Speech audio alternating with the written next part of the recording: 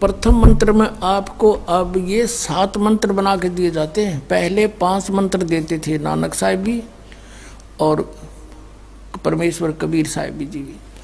फिर ये हैं 5 नाम हैं जो हमारे कमलों में ये प्रधान बैठे हैं। मूल कमल में गणेश जी, स्वाद चक्र में सावित्री ब्रह्मा जी, नाभि कमल में विष्णु और लक्ष्मी जी, हृदय कमल में शिव पार्वती जी और कंठ कमल में ये दुर्गा जी। तो ये 7 नाम इसलिए देते हम कि मान लीजिए उपदेश ले लिया और ये प्रथम मंत्र एक बार मेरे मुख से भी सुन लिया मालिक की स्तुति जैसे हम देते हैं, और फिर उसकी उस सुनने के बाद साथ साथ बोल लिया और फिर भी मृत्यु हो जाती है, तब मनुष्य जीवन गारंटीड है उस व्यक्ति को, ये गारंटी देता है। और यदि उसने जाप कर लिया कुछ दिन और विश्वास ठीक रहा तो वो स्वस्थ भी होगा और इसकी इसी जीवन में आयु बढ़ती चली जाएगी, परमात्मा बढ़ाता चला जाएगा जब तक उसका मोक्ष नहीं होगा, इससे जन्म में पार कर देगा आपको। तो इसलिए ये 7 मंत्र दिए जाते हैं। ये पहले वाला लास्ट वाला मंत्र आपको जन्म दिलाएगा तुरंत, मनुष्य जीवन का गारंटीड है, मृत्यु भी हो जाएगी पुण्यात्मा। इसलिए मान लीजिए किसी का कोई बीमार है, या 80% व्यक्ति दुखी आए हुए, और जो विश्वास कर लेता उनको गारंटीड बात पूछ लो, यहाँ लाखों बैठे होंगे आ जाते हैं, सुनते रहना और सब स्वस्थ हो जाते हैं। तो ये वो परमात्मा है। तो इसलिए प्रथम मंत्र जो आपको दिए जाते हैं इनमें ये 2 मंत्र अब कंपलसरी थे, पहले नहीं थे ये। तो इसलिए परमात्मा ने कंप्लीट कोर्स बना करके गरीबदास जी के माध्यम से हमारे तक पहुंचाया है। और जैसे आप जी किसी का जैसे विदेश गए हो, स्वदेश आना है, वहाँ अपने कोई कारोबार शुरू कर रखा है, कोई फैक्ट्री वगैरह लगा रखी है और आपका ठीक से काम चला नहीं, आपका बिजली का कनेक्शन कट गया, टेलीफोन कनेक्शन कट गया, पानी का कनेक्शन कट गया, गैस कनेक्शन कट गया, पैसे बने नहीं तो आप कंडम हो गए। और वहाँ कोई ऐसा प्रभावशाली व्यक्ति आपको मिल जावे, सरकार को गारंटर बनाए कि भाई तुम इनका चालू करो कनेक्शन, मैं गारंटर बनता हूँ, और फिर उसको कहेगा भी तू पैसे तो देगा, यही तेरे कर्जा उतारेगा, नहीं तो फिर काट दियो ना, वो देता क्या बात है। तो ऐसे ये दास आपका गारंटर बनता है और आपके सब कनेक्शन चालू करवाता है, लेकिन इनकी मजदूरी करके ये देने पड़ेंगे, तुमने कर्जा आप उतारना पड़ेगा। और परमात्मा जो है कुछ अपने कोटे से भी आपको पैसे देता, क्योंकि आप चला ही नहीं सकते अपनी फैक्ट्री को बगैर थोड़ा बहुत और सारा ना मिल रहा कहीं से, तो वो बगैर आपके वैसे सब्सिडी समझ लो ऐसे देता है। तो परमात्मा पहले आपको सब्सिडी देता है जिससे आप अपना काम चलाओ और फिर डट कर भक्ति करो, मर्यादा में रहो, आप धनी हो जाओगे, बहुत शीघ्र धनी हो जाओगे। बहुत कीमत है इन मंत्रों की। इन भगवानों के जो 5 प्रधानों से आपने मुक्त होना है, त्रिकुटी पर जब जा सको हो उस समय पहुंच पाओगे जब इनसे आप अपना नो डू सर्टिफिकेट ले लोगे। अब ये मंत्र जो 2 मंत्र फर्स्ट और लास्ट है इन 7 मंत्रों में, इसके साथ मिलने से ये मंत्र जो प्रथम जाप आप करते हो, इनका ऋण मुक्त हो जाने के बाद भी कुछ आपकी कमाई यदि बचगी तो इन 2 मंत्रों के प्रभाव से ये कन्वर्ट हो जाएगी आपकी सतलोक चालन नालियां में, इनमें से बच भी गई तय। और फिर जब आप यहाँ से प्रस्थान करोगे तो आपका अकाउंट, अब ये कहते हैं राधा स्वामी धन धन सतगुरु वाले, ये जय गुरुदेव वाले कहते हैं, हमारे गुरुजी तो कहते हैं हम तो सीधे त्रिकुटी से चलते हैं। यहाँ बताते हैं त्रिकुटी यहाँ नहीं है, त्रिकुटी इसके पीछे बैक में है, यहाँ पर जो नीचे से सारा ये तंत्र साथ मिला हुआ आता है, यहाँ है पीछे। ये कहते हैं हमने ना तो वेदों की आवश्यकता, ना किताबों किसी और, ना हम गीता को मानते, ये भी तो किसी ने लिखी है, और हम तो सीधे त्रिकुटी से प्रारंभ करते हैं अपना रास्ता, त्रिकुटी से, उसका किसी ने नहीं पता। ये सारे ऋषि महर्षि त्रिकुटी माथा मारा करते और उन्हें खक नहीं पाया आज तक। त्रिकुटी से तो बहुत आगे जाना हमने, और त्रिकुटी पर जाना कोई बालकों का खेल है, कोई बरवाले का बस स्टैंड है, चाहे पैदल पहुंच जाओ चाहे रिक्शा में बैठ कर पहुंच जाओ। त्रिकुटी इज द इंटरनेशनल एयरपोर्ट, त्रिकुटी अंतर्राष्ट्रीय हवाई अड्डा जानो। और वहाँ वही व्यक्ति जाता सैर सपट्टे, तो कोई धक्के खाए जाओड़ा, क्या फायदा होगा, उसने देख भी और राजा उल्टा, क्या फायदा उसका। वहाँ पर केवल वही व्यक्ति जाता है जो पहले टारगेट बना चुका होता है, और उस जिस देश में जाना है उसका पासपोर्ट और यहाँ की सरकार से नो ड्यू सर्टिफिकेट, और तब वो उस इंटरनेशनल एयरपोर्ट पर जाकर कुछ लाभ उठा सकता है। तो वहाँ से फिर आगे कैसे जाएंगे, उस त्रिकुटी पर पहुँचने के लिए तो सारा झंझट है, उस पर जाए पाचा फिर आप पे काम बन गया। तो त्रिकुटी पर जाने से पहले हमने इन भगवानों से नो ड्यू सर्टिफिकेट लेने पड़ेंगे। और आपकी ये ऐसी भक्ति है, इसे ऑटोमेटिक, ये देवता है, ये कोई किसी के साथ भेदभाव नहीं करते, आपकी कमाई एग्जैक्ट लिखी पाएगी कंप्यूटर की तरह, और जो आपका ड्यू शेष होगा आपको थमा दिया जाएगा। हृदय कमल में जीव रहता है, और इसके यहाँ से फिर ये सबसे पहले इसका रास्ता है त्रिकुटी बजाने का, सबसे पहले मूल कमल में जाना पड़ेगा। मूल कमल से फिर सीधा रास्ता बनता है त्रिकुटी तक जाने का। उससे पहले गणेश जी के लोक में से गुजरना पड़ेगा, उसका एक जैसे बैरियर होते हैं प्रत्येक बॉर्डर पे, यहाँ ऐसे बैरियर हैं। वहाँ जब आप जाओगे आपके सामने आपके मस्तिष्क पर जैसे लॉकेट होता है ऐसा लगा पाएगा, और तुरंत आपको कहा जाएगा चलो आप जाओ, आपकी ये पूंजी, और वो आपके उस मस्तिष्क में ऐसे लॉकेट पे वो नो ड्यू सर्टिफिकेट छपता चला जाएगा। फिर आगे चलोगे आप, आगे आप पहुंचोगे जब विष्णु जी के लोक में, वहाँ भी आपको ऑटोमेटिक मिलेगा, कोई बाधा नहीं मिलेगी, क्योंकि वहाँ तो चोरों को पकड़ा जाता है, सा को थोड़ा, वो देवता भी तो हैं, वो किसी के साथ जरा सी भी गड़बड़ नहीं करते।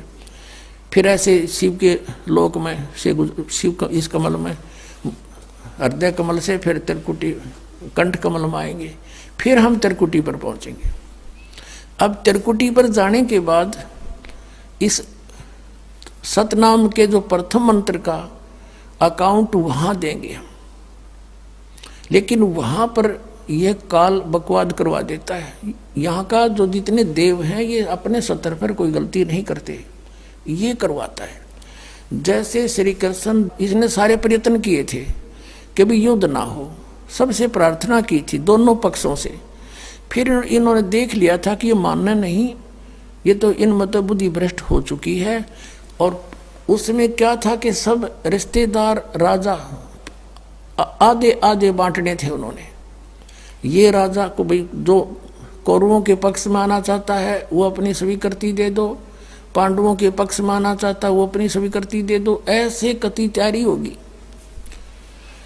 तब श्री कृष्ण जी ने सोचा भाई अब ये तो मेरा भी नंबर आओगा, मैं भी राजा हूं, और मैं पांडवों का रिश्तेदार, क्योंकि श्री कृष्ण की बहन अर्जुन का ब्याह रखी, रिश्तेदारी पक्की, और उधर से वो चाचे ताऊ थे, कोई अलग नहीं। तो श्री कृष्ण जी ने यहाँ तक कह दिया कि भी एक तरफ तक मैं हूँगा, एक तरफ मेरी सेना होगी, अब मांग लियो जिसको मांगना हो। और यहाँ तक भी कह दिया कि मैं हथियार नहीं उठाऊंगा। अब पांडव तो मुंह धो रहे थे श्री कृष्ण पे कि सर्वशक्तिमान है, ये जो हमारी तरफ पक्ष में हो गया तो अकेला ही बहुत है। तो फिर पांडव घबरा गए थे। पांडवों ने यहाँ तक कह दिया था प्रभु हमें 5 गांव दिवा दो, हम युद्ध नहीं करेंगे। वो नहीं मानना था, फिर भी छोड़ो इस बात को, हम आगे लेंगे। तो फिर जब महाभारत का युद्ध हुआ, अब श्री कृष्ण ने हथियार उठाया, पहिया उठा लिया रथ का, उसको अपनी शक्ति से सुदर्शन चक्र बना दिया और उसने बहुत लाखों लोगों को काट डाला। अब ये अपने सतर पर गलती नहीं करते ये देवता, जब तक ये न्यूट्रल रहते हैं। और जब इस काल ने इन पर प्रभाव किया, अंदर प्रवेश कर गया इसके काल, श्री कृष्ण के पाप को बनवा दिए इसके, और सुदर्शन चक्र उठवा दिया और झूठा बना दिया, वह प्रतिज्ञा भंग करवा दी।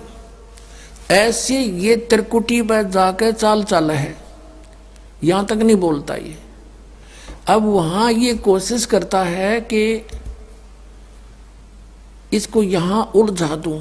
उससे पहले बहुत सी ऐसी बहुत से वहां पर त्रिकुटी तो एक बहुत बड़ा सांग है, बहुत बड़ा प्लेटफार्म है, और वहाँ पर कहीं पर डांस हो रहे हैं, कहीं पर दुकानें लगी हैं, औरतें खड़ी हैं, नाच रही हैं, कोई अर्धनग्न शरीर में खड़ी हैं, और बहुत से वैसे सुंदर सुंदर खड़े हाथी सजे हुए। तो ये जीव वहाँ जाकर बिचल जाता है। सब ये नकली गुरु भी वहीं खड़े हैं। नकली गुरुओं का रूप बना कर तो काल आता है, और अपने असली गुरु का रूप बना कर परमात्मा आते। इस दास के रूप में आपको त्रिकुटी पर उपलब्ध होंगे परमात्मा। तो वहाँ क्या होगा कि कई बार ये काल भी परमात्मा यानी असली गुरु का रूप बनाकर खड़ा हो जाता है। तो सबसे पहले आप क्या करोगे, प्रणाम जब करोगे गुरुदेव को, ये स्वभाव तो आपका यहाँ बना ही दिया जाता है, गुरु जी दिखे दंडवत करोगे। दंडवत करते समय एक सतनाम का सुमरण अवश्य करना होता है। 1 सेकंड, ये 10 सेकंड मुश्किल से लगती है। श्वास उस श्वास का सिमरण करें प्रणाम करते समय, और उठ कर जब देखोगे यदि परमात्मा होंगे तो एज इट इज पाओगे, और जब काल होगा दास के रूप में तो उसका स्वरूप बदला पाओगा, ऊपर का कपड़ा हटा पाओगा, उसका असली सूरत मिल जाएगी, तो आप वहाँ से बच जाओगे। अब फिर क्या होगा कि फिर तुम जैसे यहाँ आप देखते हो गुरु जी आगे सारे पीछे पीछे हो लेते हो, तो वहाँ जब मृत्यु होगी आपको सपना सा दिखेगा। जैसे आप किसी ऑफिस में गए हो किसी काम बस, और वहाँ आपका काम फटाफट होता जा रहा है, नहीं होता है तो आप दुखी हो रहे हो, बार बार बैठ कर रो रहे हो, तो ऐसे ही चलेगा वो। तो वहाँ जाते ही जब आपको गुरुजी दिखेंगे, आप एकदम इसी स्वभाव से जो आपकी यहाँ रिहर्सल हो रही है, आपके अंदर जो आस्था कसक पैदा हो रही है, ये वहाँ काम आवेगी आपके। तो ये सब रिहर्सल यहाँ कराई जा रही है कि गुरु को परमात्मा जानकर ये सब क्रियाएं करो, तो वहाँ ये आपके काम आएंगी, वहाँ अपने यूज होंगी ये सारी फार्मूले। तो जब आपको ये पक्का हो गया कि ये है गुरुजी, फिर आपको लेकर के धर्मराज के दरबार में परमात्मा जाएंगे इस दास के रूप में, और धर्मराज से कहेंगे जी इसका हिसाब कर दो, भगवान का आदेश है, आप लो अपना ये एक इसकी कमाई जो तुम्हारे सत्र की वो प्राप्त करो। ओम नाम की कमाई और ये यज्ञों का जो बचा हुआ यहाँ प्रयोग हो गया सो हो गया यज्ञ, फिर भी बचे हुए भी आपको वहाँ देने पड़ेंगे कि आप अपना संभालो अपने सत्र की। जैसा कि आपके संविधान में लिखा है, ये पवित्र वेद पवित्र गीता भगवान का संविधान है, इसके विरुद्ध जो कार्य करता है वो दोषी है, चाहे जज है चाहे बिना जज है। तो यहाँ का न्यायाधीश बहुत समझदार है, उसने वो सब समझता है। परमात्मा याद दिलाता है 18वें अध्याय के 66वें श्लोक में लिखा है, सर्वधर्मान परित्यज्य माम एकम शरणं व्रज। अपना अपने सत्र की जो तुम्हारी है वो अपनी लो, इसकी पूजाएं और इसको छोड़ो, आगे चलेगा ये। तो वहाँ सतनाम के प्रथम मंत्र का जाप हम वहाँ देंगे, यज्ञ दे देंगे, फिर ये वहाँ से चलेगा। फिर वो आगे जागा तो पार ब्रह्म के लोक से हमने पार होना है। वहाँ पर सतनाम के दूसरे मंत्र की कमाई जो श्वास उश्वास से की हुई है, ये उसके दरबार में जाकर अक्षर पुरुष यानी परब्रह्म के लोक में जाकर के उसको देंगे, वो आगे जाने अलाउड कर देगा, उसके 7 संग ब्रह्मांडों से पार होना में सहयोग देगा, वहां से वो वहां तक जाने का उस टैक्स के बदले में। अब यहाँ बताया है कि जे तू पढ़ा पंडित बिन दोई ना अक्षर दोई नावा, और पर्णवत नानक एक लंगाए जे कर सत समावा। अब ये 2 अक्षर का नाम जो सतनाम है, ये हमें भंवर गुफा तक पहुंचा देगा। भंवर गुफा है, जैसे अभी तक हमने 10 द्वार सुने थे, तो यहाँ परमात्मा ने गरीबदास साहिब जी के माध्यम से कहा है कि 12 मद मैल मठ बोरे बहुर ना दे धरे रे। वो तो 12वें द्वार को पार करके है वो मठ, वो स्थान, वो ठोड़ ठिकाना। फिर जहाँ जाने के बाद बहुर ना दे धरे रे, फिर दोबारा जन्म कभी नहीं होता। एक 10वां द्वार तो इस शरीर से निकलना है। ये शरीर और एक ब्रह्मांड एक है, इससे निकल गया। कई योगी देखे यहाँ से शरीर फोड़ जाते हैं, यहाँ एक काग बोलते हैं इसको, स्थान को काग। छोटे से बच्चे को आप देखोगे नर्म नर्म स्थान होता है, वो कई बार नीचे हो जाता है तो उसको एक देसी इलाज से ऊपर उठाते हैं हाथ से, तो इसको फोड़ के वो बाहर निकल जाते हैं। वो कहते हैं जिसकी मृत्यु यहाँ से हुई हो ना, उस योगी को कहा करते इसने ब्रह्मांड फोड़ दिया। ब्रह्मांड फोड़ दिया, के केला तोड़ दिया। ब्रह्मांड के बीच में, प्रत्येक ब्रह्मांड के बीच में वैक्यूम प्लेस है, खाली स्थान, बहुत लंबा चौड़ा। ये फिर वहाँ धक्के खाएं, जा उसका वहाँ के चक्कर काटें, जा ठंडी ठंडी इसमें लगती रहे, और वहाँ इसकी कमाई पूरी हो जाएगी, फिर वापस नरक में। और फिर 21 ब्रह्मांड का भी एक ग्रुप है, चारों तरफ से एक अंड आकार है, और 21वें ब्रह्मांड का कनेक्शन जो है उसके चारों तरफ भी फिर खाली स्थान है, और वहाँ से सीधा एक 11वां द्वार है, वो अक्षर पुरुष के लोक में प्रवेश होता है, 7 संघ ब्रह्मांडों का। वो 7 संघ ब्रह्मांड भी चारों तरफ से एक तरफ बंद हुए हैं, पैक हैं, और बीच में अलग अलग डिवाइड हैं, वो अलग हैं। तो जब 11वें द्वार को पार करेंगे तो उसमें प्रवेश कर जाएंगे अक्षर पुरुष के लोक में। और 12वां द्वार जब है अक्षर पुरुष का, जो 12वां द्वार है अक्षर पुरुष के लोक से सतलोक में जाने के लिए पहले बीच में एक और स्थान है जो गुफा टाइप है, और उसको ऐसे गोल आकार है, वो ऐसे ऐसे जाएगा ऊपर को। तो वहाँ जब हम 12वें द्वार पर खड़े हो जाते हैं, इसका जो अक्षर पुरुष का चारों तरफ से जो बंद है उसके पारदर्शक है, वो वहां से सतलोक दिखाई देता उस आत्मा को जिसके पास सार नाम की कमाई है। अन्य को नहीं दिखता, अक्षर पुरुष के लोग व्यक्तियों को नहीं दिखता, वहां के प्राणियों को नहीं दिखता, तो वहां से फिर वो दिखाई देता है। अब जैसे नानक साहब ने कहा कि एक छुड़ावे एक लखावे, यूं तो छुड़ाओगा कालते सतनाम का पहला मंत्र ओम, और वो जो दूसरा मंत्र है वो लखावेगा, वहां जाकर एंड पे बैठा देगा, और वहां से आपको सतलोक दिखाई देगा, पार नहीं हो सकते। सार नाम है जिसके पास, तो फिर वो आगे उस भंवर गुफा से पार करके, और फिर आपको 12वां द्वार पार करके तब परमात्मा का वो मठ है, वो स्थान है, सतलोक है, जहां जाने के बाद साधक फिर लौट कर कभी संसार में नहीं आते। तो इस प्रकार ये अर्थ तो ये था 18वें अध्याय के 66वें श्लोक का।